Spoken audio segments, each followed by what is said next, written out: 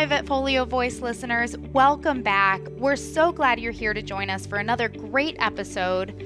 For this episode, sponsored in part by Hills, I'm joined by Dr. Jenna Manaki to talk about esophageal feeding tubes, or e-tubes, and how they're a useful clinical tool that we may be underutilizing. So before I tell you about my guest, I want to take a short little walk down memory lane and tell you about a sweet little puppy that I got to call mine, unfortunately for way too short of a time. His name was Fred, and he was, of course, a yellow lab who was brought in for euthanasia at just a few weeks old because he had a huge cleft palate. So without going into too many details, I had done a lot of euthanasias around that time, just a lot of euthanasias in general, but several had been on like young dogs and puppies who were really sick and had other issues going on. And I just could not bring myself to put this little one down. So the owner agreed to surrender him. I somehow managed to get a feeding tube into this little teeny tiny guy, and we started feeding him, and he got stronger, he did better, and eventually we were able to attempt his soft palate repair, and we did his soft palate repair, and he did really well with it for a period of time. But unfortunately, sad spoiler alert, as is often the case with these really big defects, it did start to split again, and after about 8 months, I had to say goodbye to Fred. It just wasn't fair to him. He couldn't go be a mouthy lab that was chewing on everything. And so I had to go ahead and put him down. But I did feel like at least we were able to give him those 8 months where, he was happy, he was spoiled, and he was super loved. But anyway, I digress. I tell you all of that to tell you that there were a lot of feeding tube placements during that time, at least more than what you would expect for, one patient. And there were a lot of tube feedings. This is a procedure that I feel fairly comfortable and confident with, and despite that, I still tend to drag my feet a little bit when it comes to placing them in my patients. So it was great to talk to Dr. Manaki, a good reminder that this is a fairly short and easy procedure that can carry loads of benefits, but I will let her tell you the rest. Let me tell you a little bit about her, and then we'll go ahead and get into the episode. Dr. Jenna Manaki is a small animal clinical nutrition resident at the University of Missouri College of Veterinary Medicine. She completed her undergraduate studies at the University of Guelph, receiving a bachelor's degree in zoology with a concentration in nutrition. She attended Ross University School of Veterinary Medicine and completed her clinical training at the University of Saskatchewan. After graduating, Dr. Manaki practiced in small animal clinics in Phoenix and Toronto before pursuing her clinical nutrition residency at Mizzou. Her special interests include nutrition for critical care patients and enteral nutrition.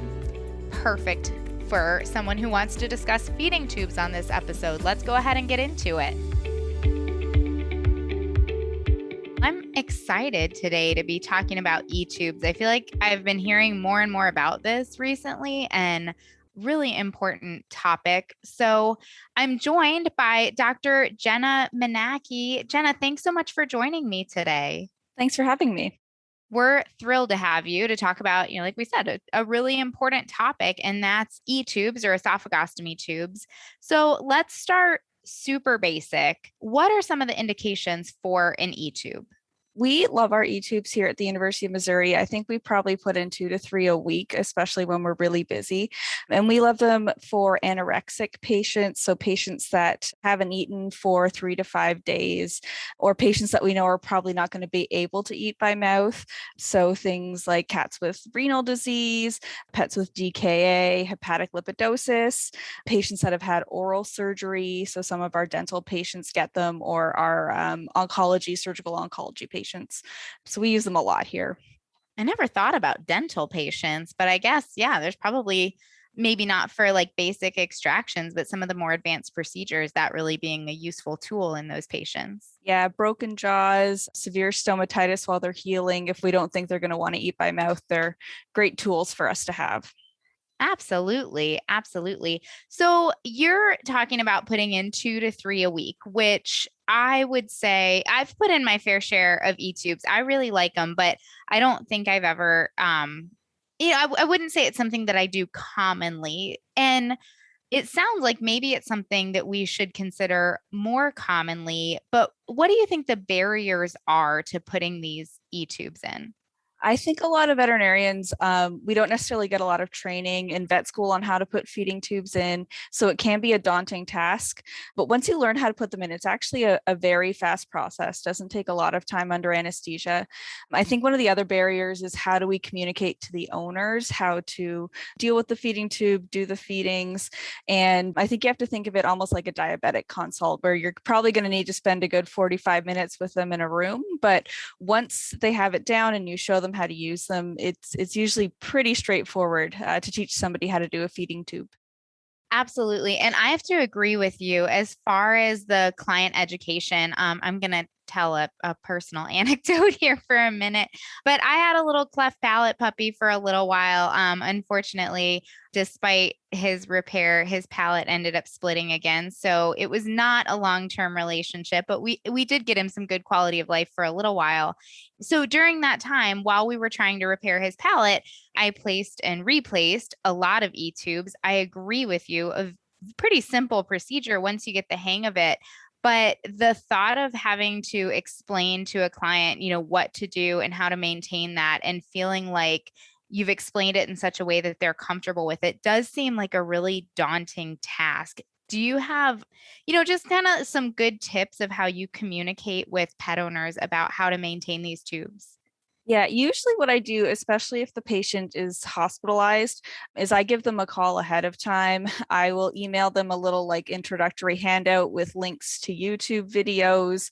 There's quite a few clinics that have great YouTube videos that show you how to use the tube so that they kind of have an idea of what it's going to look like before they even come in.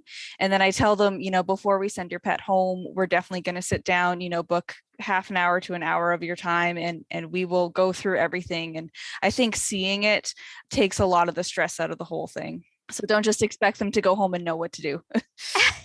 Good advice. Good advice. I love the idea of the videos. I never thought about using YouTube videos. I think that's a great idea. Okay, so another type of tube that is used fairly frequently is an NG tube, which usually does not require anesthesia to place it. So, why would we reach for an E tube over an NG tube? Yeah, NG tubes are great, I think, for in hospital short term feedings and water administration. Sometimes it's hard to get medications down them. That's why we like the larger size to the E tubes. The E tubes tend to stay in place a lot better at home. I don't like to send anything home that's going down someone's nose that they can rip out really easily. And it's easier to keep them clean. We can fit thicker slurries, which means we don't have to rely on those really expensive liquid diets, which are great for NG tubes, but we can do better. I love it. And you mentioned the different diets. I mean, I've certainly used like the recovery type of diets to go through the E tube, but do we have other options besides that? Absolutely. Here we play around a lot with our different slurries that we make, but you can use kibble, you can use different types of canned foods, and we can do better than that 0.9 kcal per ml if we use things like kibble or canned food. So our critical care diets, they usually range from 1.1 kilocalorie per milliliter to 1.3, and we've gotten it up to 1.3 to 1.4 kilocalories per milliliter if we use a kibble. And so you just soak the kibble in water and blend it up, and then we can put it through the tube. Yeah, usually what we do is we'll measure out, let's say 100 to 200 grams of the kibble. We usually blend it either in a coffee grinder or just alone in the blender until it looks kind of like graham cracker crumbs. And then we'll usually add in about double that amount of water, warm water. So if we're doing 100 grams of kibble, we'll first try with 200 milliliters of water and blend it up. And then you look at the amount of slurry that it's made at the end and divide it by the number of calories you put in, and then you can figure out your calories per milliliter. It seems not as scary and daunting and complicated as it is in my brain. It's not too scary. And depending on what you have in your clinic, some work better than others.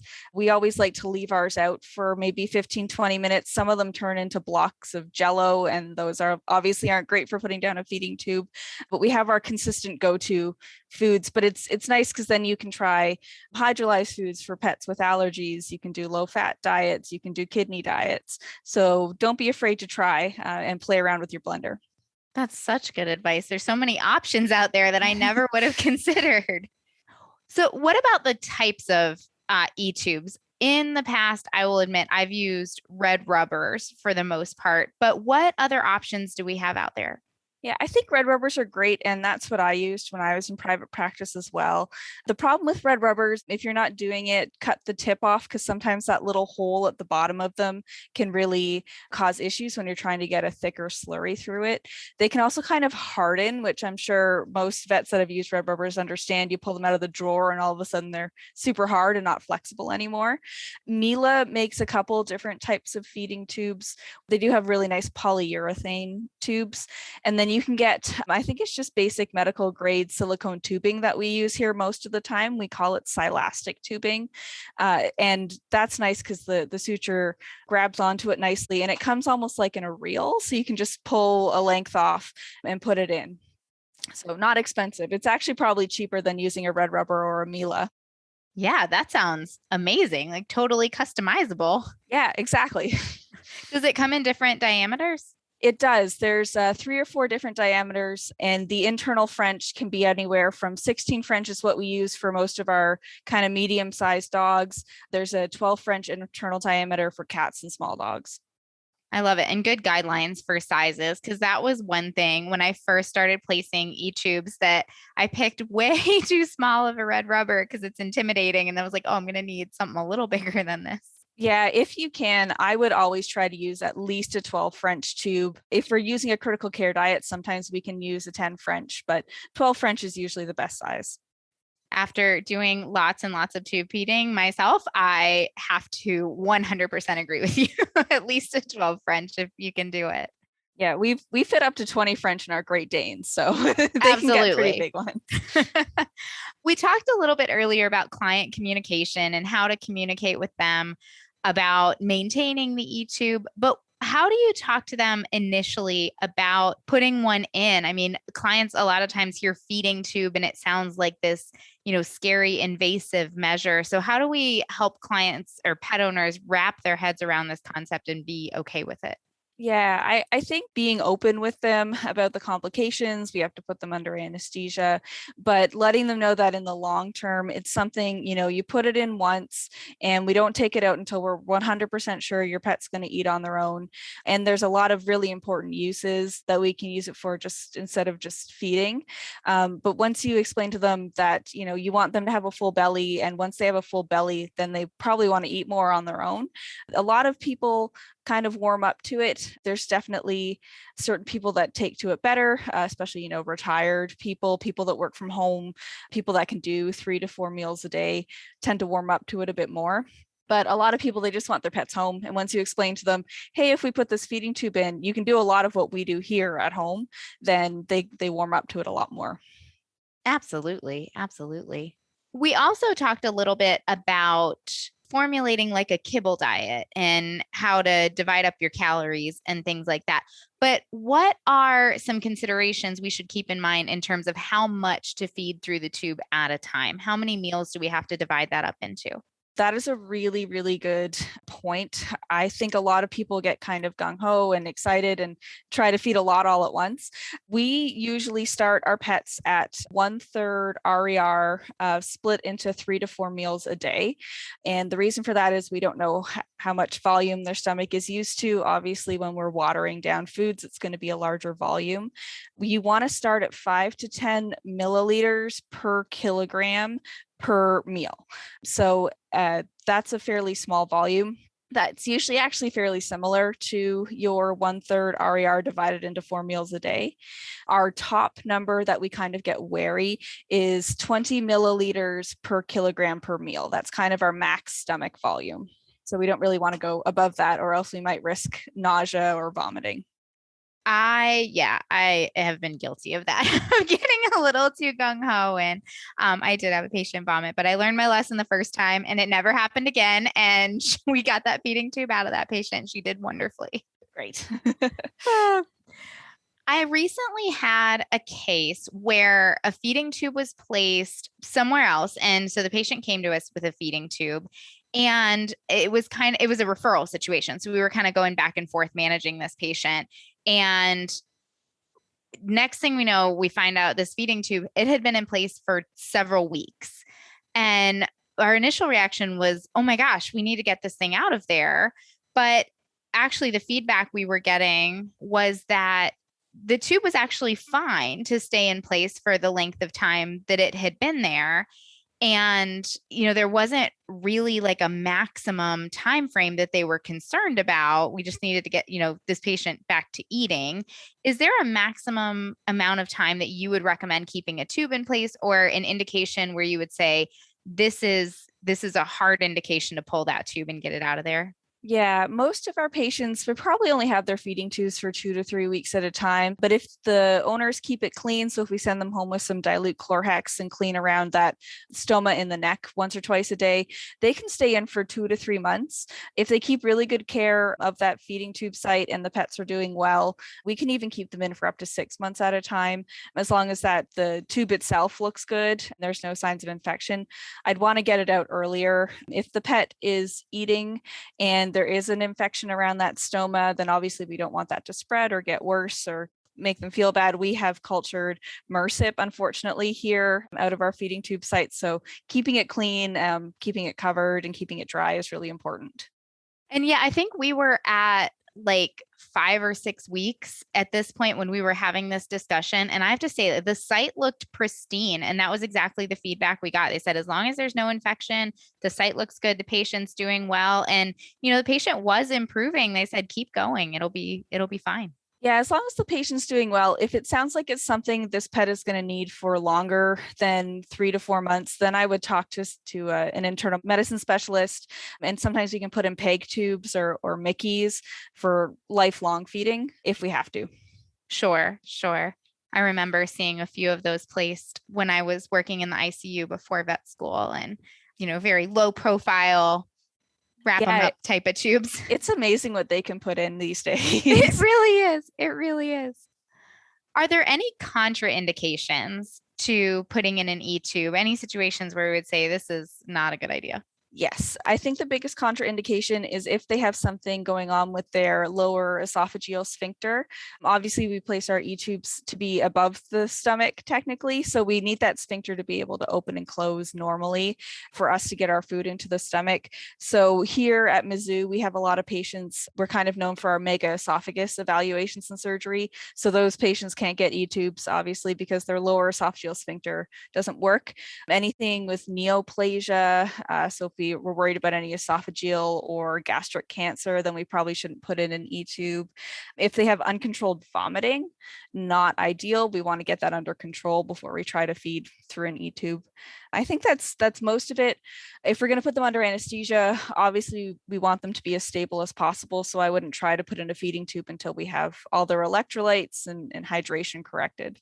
Absolutely. And thinking about the neoplasia that you mentioned, I'm sure there's multiple concerns that go along with that, but are we primarily concerned that if we put a tube, into a neoplastic esophagus or, like you mentioned, gastric neoplasia, are we worried about it not healing? Are we worried about disseminating it?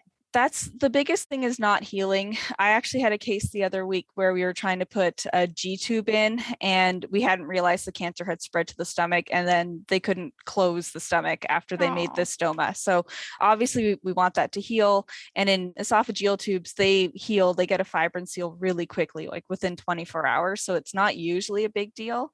But obviously if it dehisces or something bad happens, then infection can spread, and that's not ideal. Absolutely. It'd be a disaster. Well, Jenna, Dr. Manaki, this has been, I think, just a really helpful conversation when it comes to E-tubes to kind of break down the barriers, make this procedure a little bit less scary, and then give us some good guidelines for how to use them. So I really appreciate all of your input. Are there any final tips, thoughts you'd like to share with us? I just like to share, don't be afraid of using them. Remember that you can always use them for medication administration, even after they're eating. You can use them to add water, pets with renal disease, stuff like that. If they tend to get dehydrated, you can leave the tube in a little bit longer until we get their kidney values under control. So there's a lot of different uses for them. Don't be afraid to use them. Don't be afraid to talk to clients about them. We love them here. And now that I've been using them, I don't want to stop using them. I want every pet to go home with a feeding tube if they're not eating well. I love it. I love it. And then you can predictably make sure they're getting exactly what they need. Exactly. When can we say that? Pretty much never. Pretty much never. Exactly. So, well, wonderful. Fantastic advice. Thank you again for joining me for this discussion. I feel like it's going to be really useful for everybody. Great. Thank you very much. All right, guys, go forth and place feeding tubes with confidence. Thank you so much, Dr. Manaki, for joining us. Thank you to Hills for making this episode possible. And thanks to all of you for joining us. For more episodes like this, click on the Education tab on the Vetfolio website. As always, we'd love to hear your thoughts on this episode, as well as ideas for topics you'd like to hear in the future. Feel free to reach out to me at dvm@vetfolio.com. You can also visit my Facebook page at Dr. Cassie DVM, and you can find me on LinkedIn.